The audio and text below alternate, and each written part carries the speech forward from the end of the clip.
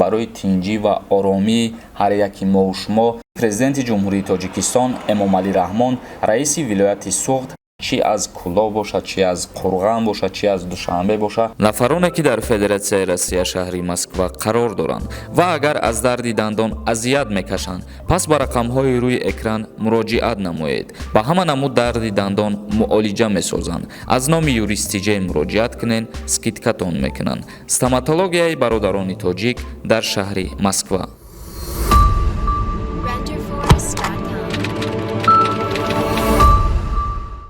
ассалому алайкум ба ҳама тамошобинони барномаҳои Сорбон Сафаров, канали Юристиҷа. Видеои имрӯзаи мо камтар суҳбат гузаронидан ва якчандин хабарҳои нав ва пешниҳоди шумо гардонидан дар мавзӯи муноқишаи дирӯза байни қирғизҳо ва тоҷикҳо дар сарҳад. Чӣ хеле ки ба ҳамаи шумо аллакай маълум аст, дирӯз дар сарҳад вазъият камтар ногувор буд.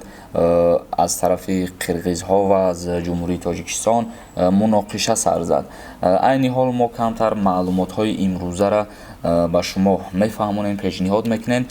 баъдан суҳбати худмона идома метиҳем. Бо диққат гӯш кунем бародарони азиз ва иди видеоро битонем ба дигаронам равон кунем то бохабар бошанд, тамошо кунанд. Суханронии вазири корҳои хориҷии ҷумҳурии Тоҷикистон Сироҷдин Муҳриддин ва вазири корҳои хориҷии Қирғизистон Руслан Казакбоев зимни мулоқоти телефонӣ ба мувофиқӣ расиданд, ки дар ҳалли масъалаҳои мураккаби сарҳади давлатӣ иродаи қавии сиёсӣ зоҳир намудан зарур аст. ва инчунин дар рафти мулоқот вазири корҳои хориҷии ҷумҳурии Тоҷикистон бо вазири корҳои хориҷии Қирғизистон як сухан қайд кард.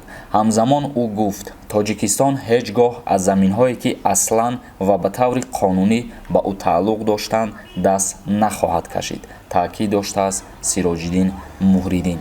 роҳбарони вазоратҳои хориҷии ду давлат ба мувофиқа расиданд, ки дар ҳалли масъалаҳои мураккаби сарҳади давлатӣ иродаи қавии сиёсӣ зоҳир намудан зарур аст.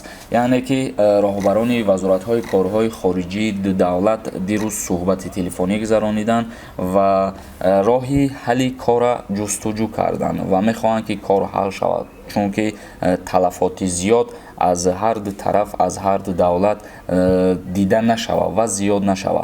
ва инчунин вазири корҳои хориҷии ҷумҳурии Тоҷикистон Сироҷдин Муҳриддин қайд намуд, ки ҷумҳурии Тоҷикистон ҳеҷ гоҳ даст намекашад аз заминҳое ки қонунӣ ба Тоҷикистон тааллуқ доранд. ин буд аввалин ахбороти мо оиди гуфтугӯ кардани вазирҳои корҳои хориҷии ду давлат ва акнун мегзарем ба ахбороти дуюмгӣ.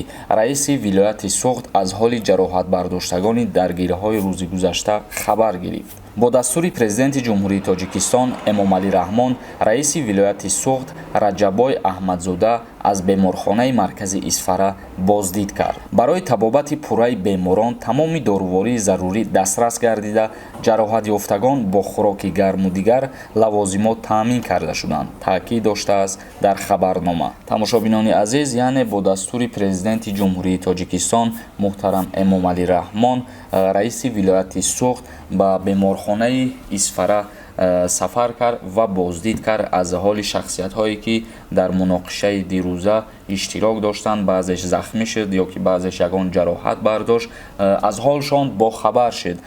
яъне ки супориш доданд то хуб нигоҳубин карда шаванд, аз ҳама дорувориҳо таъмин карда шаванд. тамошобинони азиз, мехоҳам дар инҷа як чиза қайд кунам баҳри нафарҳое ки намедонанд ва бехабар ҳастанд.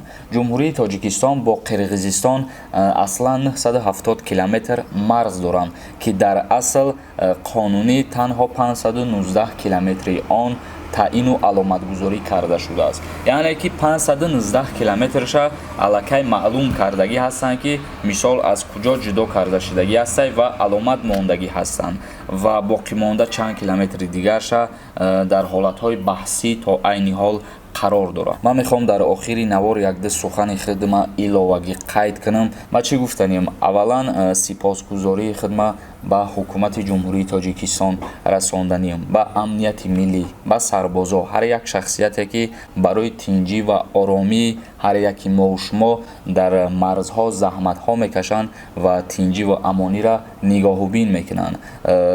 ман ба ҳамаи ҳамвор ташаккури хидмат расониданиам ва шаҳрвандои ворух ки дар ҳолати тангӣ қарор дорем, шумо ҳеҷ чиз ҳаётон набурем, бародаро, хоҳаро, модаро ки тамоми тоҷикистониён дар бари шумоанд, чӣ аз Кӯло бошад, чӣ аз Қурған бошад, чӣ аз Душанбе бошад, умуман ҳама дар бари шумоай ва шумо худтона ҳеҷ вақт танҳо ҳис накунед. ҳукумат бо тамоми қувваву тавоноиш дар бари шумоай ва кӯшиш ба харҷ кардестае ки ҳеҷ як зараре ба шаҳрвандои ворух, ба касое ки дар ворух зиндагӣ мекунанд нарасанд. ва як бори дигар сипосгузории хидмат ба сарбозои ватан мерасонам, чунки имрӯзҳо мо ва шумо дар хонаҳои худмон шабҳо хоб ҳастем, лекин шахсиятҳо хизмати ватан модар кардестанд. дар охир як сухани дигара қайд карданем, бародарони азиз, бояд мову шумо ҷавонҳо ҳамеша дар паҳлӯи ватан бошем, дар хизмати ватан бошем